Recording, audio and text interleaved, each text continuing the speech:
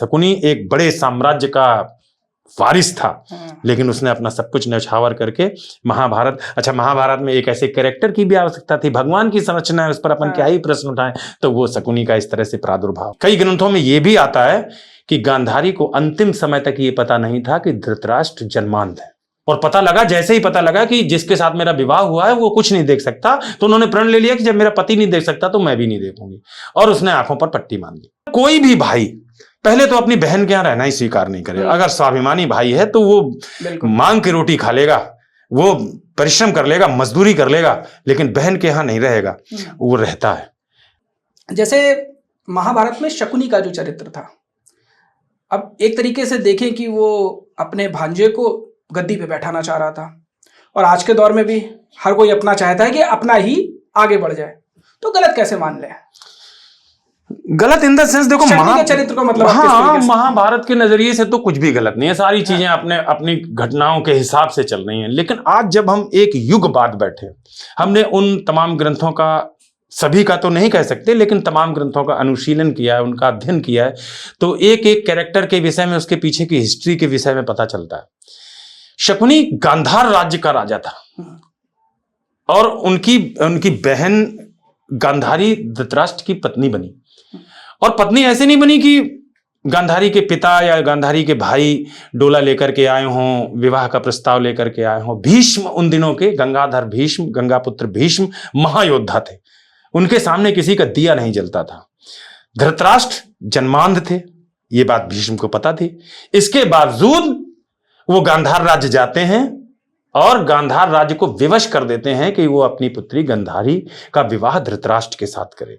शकुनी ये नहीं चाहते थे, शकुनी का बिल्कुल भी मन नहीं था, लेकिन जिस प्रेशराइज तरीके से, दबाव के साथ हस्तिनापुर साम्राज्य ने गांधार से निवेदन किया निवेदन ही था, लेकिन उसके पीछे एक होता है ना, निवेदन के पीछे जो छुपा हुआ एक प्रेशर होता है, वो प्रेशर भी था। शकुनी बिल्कुल नहीं चाहते थे कि गांधारी जो है वो हस्तिनापुर की महाराज धृतराष्ट्र की पत्नी बने। इवन कई ग्रंथों में यह भी आता है कि गांधारी को अंतिम समय तक ये पता नहीं था कि धृतराष्ट्र जन्मांध है। ये उनको हस्तिनापुर आने के बाद पता चला, और पता लगा, जैसे ही पता लगा कि जिसके साथ मेरा विवाह हुआ है वो कुछ नहीं देख सकता, तो उन्होंने प्रण ले लिया कि जब मेरा पति नहीं देख सकता तो मैं भी नहीं देखूंगी, और उसने आंखों पर पट्टी बांध दी। शकुनी जो बिल्कुल भी नहीं चाहते थे कि उनकी गांधारी का विवाह हस्तिनापुर के राजा धृतराष्ट्र से हो, वो साथ में आ जाते हैं, यहाँ रहने लगते हैं। और धृतराष्ट्र ने बाद में, ग्रंथों में ये वर्णन आता है कि बाद में गांधार पर आक्रमण करके पूरे गांधार को नष्ट कर दिया, वहां एक व्यक्ति भी जीवित नहीं रहा सिवाय शकुनी के, जो उस समय हस्तिनापुर में अपनी बहन के साथ था। अब इसको थोड़ा आप साइकोलॉजिकल ग्राउंड पर, मनोवैज्ञानिक दृष्टिकोण से देखिए।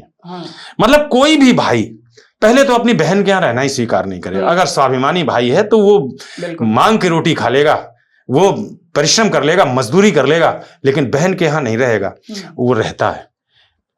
अपन ये कह सकते हैं, कथा में भी कहीं कहीं वर्णन आते हैं, महाभारत में तो हालांकि इसका ज्यादा जिक्र नहीं है उस भाव का, लेकिन जो बाद के विमर्श हुए, बाद के जो विद्वान हुए, उन्होंने इस एंगल से भी शकुनी के कृत्य को देखा कि भाई वो व्यक्ति नहीं चाहता था, उसे ये अपमान लगा कि अरे यार, प्रेशर करके हमारे परिवार की बेटी को आप ब्याह कर लिए, कोई बात थोड़ी ना होती। हम कहते कि हमें अपनी बहन आपको देनी है, शादी करनी है, तो उसके मन में कहीं प्रतिघात का भाव था।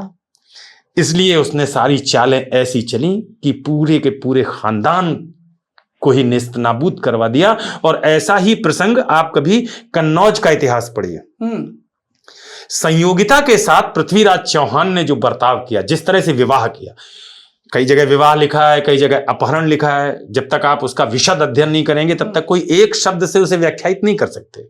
लेकिन वो संयोगिता कन्नौज की राजकुमारी थी, जयचंद कन्नौज के सम्राट थे।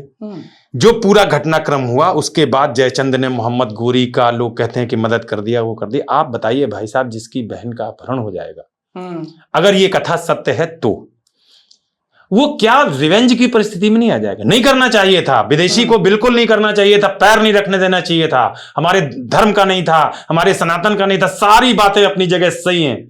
लेकिन जब किसी एकांत कोने में व्यक्ति भाई होकर के बहन की पीड़ा को या उसके मान अपमान को देखता है ना, तो भले ही संयोगिता बाद में प्रसन्न हो गई हो पृथ्वीराज चौहान के साथ, लेकिन उस राज परिवार की मानसिकता पर जो प्रभाव पड़ा उसका निक्षेप। अच्छा, उस समय तक एक बात और नोट करिए, उस समय तक भारतवर्ष की परिकल्पना नहीं थी, उस समय अलग अलग राज्य, अलग अलग वो सारी चीजें थी, तो उसका निक्षेप वहां भी देखने को मिलता है, शकुनी के चरित्र में भी देखने को मिलता है। शकुनी एक बड़े साम्राज्य का वारिस था, लेकिन उसने अपना सब कुछ न्यौछावर करके महाभारत, अच्छा महाभारत में एक ऐसे कैरेक्टर की भी आवश्यकता थी, भगवान की संरचना है, उस पर अपन क्या ही प्रश्न उठाएं, तो वो शकुनी का इस तरह से प्रादुर्भाव।